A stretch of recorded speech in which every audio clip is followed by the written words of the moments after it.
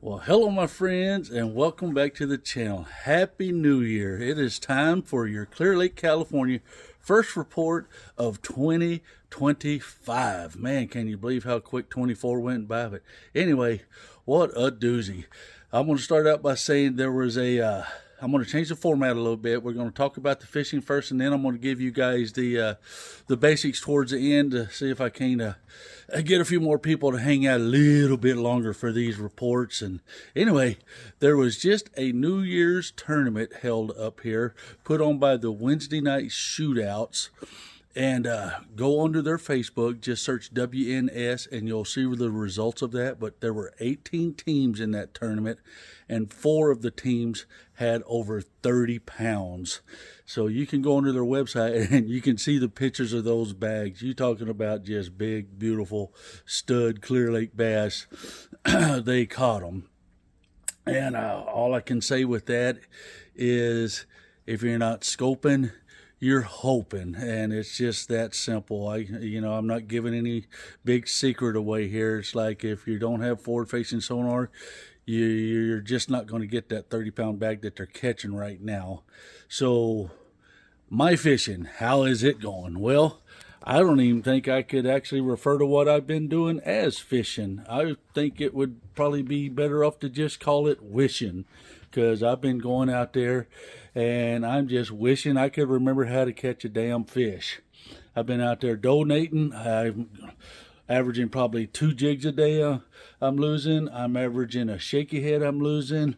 I'm averaging at least 1 hover rig every trip. So I've been doing a whole lot of donating and not a lot of catchings. But let's just give you guys a quick look at what's on my deck for January here. This is for you you OG guys, you non-scopers. You can get up here and you can still get bit, but it's not going to be that 30-pound bag without a whole bunch of luck doing what I'm doing right now. But hey, I got a forward-facing sonar for Christmas. I'm just being hard-headed. I haven't put it on yet. I'm just not ready to make that move. I love just fishing.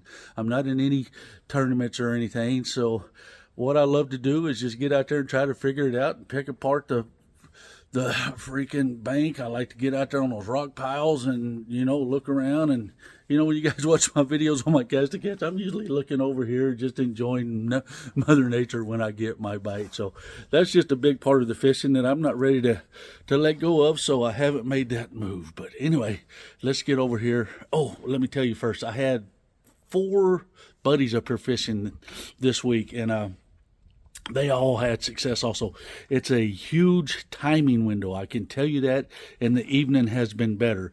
But they caught them on A-rigs, they caught them on jigs, and of course they were scoping also, and they were going up and doing some speed cranking. So the speed cranking can be a player right now too. But let me show you what I got on deck. Get this bad boy turned around. There we go. I broke out the glide baits. I've been throwing the glide baits. And I'm just, I had well, I'm not going to tell you yet, but the water clarity is good enough to warrant tying your glide baits on. And I just haven't got bit yet, but I'm fishing it with a ton of confidence. And you guys heard me just mention the speed cranking. Put your deep diver on there, get out there in about 12 to 15 foot of water. Get that sucker down on the bottom fast as you can and just real stop. Real stop. Go on to Tactical Bass, and he will explain everything you need to know about that speed cranking, and it can work up here. But there you go. I got the HUD on, the big swim bait, and I got the swim baits over there too. So let's get over here. This isn't going to be too exciting, but hey, this is Clear Lake January. This is what's going to give you your good chances. Of course, the underspin, that's just my saving grace. I can get bit on that. I haven't thrown my swing head worm much this week, but rip bait, I think I need to go to a bigger one and see if that's going to get me the bigger bites. But still, this is if I had concentrated on it more, I think if I had to be a betting man, I would bet that rib bait would probably still get me more bites than anything right now. And of course, another underspin. Been throwing this sucker so much, and I had to resort to little Mr. Shaky Head. And you can see the big pile of rods back here. That's just half the stuff I've broken off and I haven't retied yet. I got my hover rig back there I haven't retied, and my jig I haven't retied, but there's an LV and an A-rig and another swim bait back there. So that's what's on deck. And if you're just coming fishing up here to Clear Lake, that's a good A-team to start with. That's a good starter package for you. And just like every day, you just got to make the adjustments as you go along. It's been pretty overcast up here all week, hit and miss rain, getting really cold at nights, but let's get over here and get you to the basics that the majority of you come here for now. Look at this beautiful sight, the Bobbsey gauge. We are at 5.90 according to my Google search on the Rumsey. So you can see all of that spawning flat over there is covered up. It's about a foot of water under there. And we're still looking at maybe a foot water clarity in here right now. So the water clarity, like I mentioned earlier, has been really good. I'm probably in the areas I've been up in the Glen Haven area, and just Windflower and all around the Rattlesnake Arm over by Wine Cellar, and of course fishing Rattlesnake Island tons. And over here I haven't even tried to catch a fish in the Oaks. For some reason they're just not in here. Normally my little wall right there at the entrance, I can pick up one or two. I'm not even fishing it right now. There's bait in here. Ever so often there's birds in here. No one I'm talking to is getting bit in the Oaks, so they just haven't migrated into here yet, which is a huge surprise. I figured the crappie would be showing up by now, but they're not. And okay, so water temps. I don't know if it's just my graph or what, but I seem to be stuck on 52. It's averaging 52.4 to 52.8 when I'm out. And mind you, I haven't been getting out until after like 9 o'clock.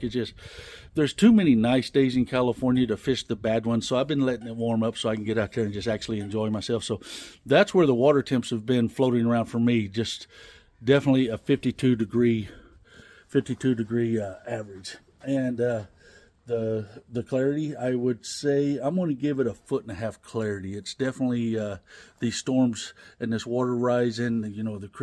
I haven't been up towards Lakeport or anything like that. I wish my buddy Chris and Mike Rogers and Tim Hall, I know they all went up there and fished some. Should have probably give like Nino a call or something and got some input, but I bet it's pretty muddy up there around Kelsey and Rodman and some of those areas. It's just got to be running a little muddy up there just from knowing the history of the lake. But your water clarity, just expect it to not be as good as it's been. Your water temps, like I say, 52. So that's where we're at. And man, the big girls, the Clear Lake is just insanely healthy right now. Every bass you catch just will literally just blow your mind. And you're just like, it's like, oh my God, these bass are just, they truly are world class. This is quite an amazing fishery, and we're all lucky to have the ability to fish it. So there you go. I appreciate you guys sticking with me and helping me grow this channel. I'll probably do. I'm going to do some unboxing. I'm going to do some install videos coming up. Still up in the air on what tournament trail I'm going to fish this year. My goal is to try to get back into the tournament fishing and get my body back in shape to be able to handle the rigors of tournament fishing. So that's on the agenda for this year. Like I say, still up in the air, but we'll get that figured out. And it's just as always, just try to be a positive ambassador for the sport of bass fishing. But anyway, you guys remember, when you get up here, treat people the way you want to be treated. Respect the resource, and peace out, baby.